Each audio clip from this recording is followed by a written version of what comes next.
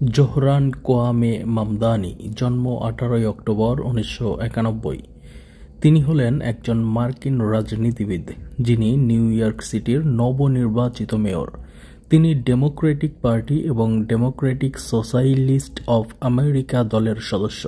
2021 সাল থেকে তিনি কুইন্সে অবস্থিত নিউ ইয়র্ক রাজ্য বিধানসভার 36তম জেলার নির্বাচিত প্রতিনিধি হিসাবে দায়িত্ব পালন করছেন।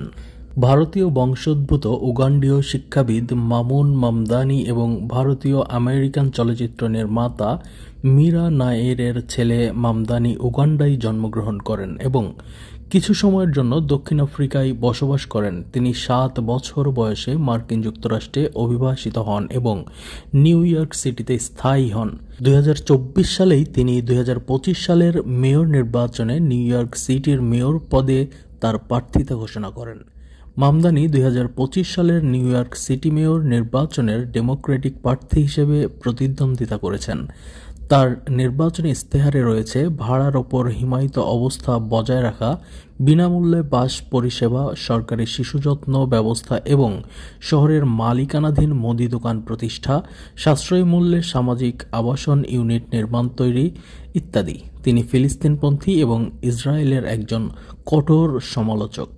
ডেমোক্রেটিকদের নিউ ইয়র্ক সিটি মেয়র নির্বাচনের প্রাথমিক প্রচারণার সময় মামদানি বার্নি স্যান্ডার্স এবং আলেকজান্দ্রিয়া ওকাসিও-কর্টেজ সহ বেশ কিছু বৈশিষ্ট্য প্রগতিশীল রাজনীতিবিদদের কাছ থেকে ব্যাপক সমর্থন লাভ করেন।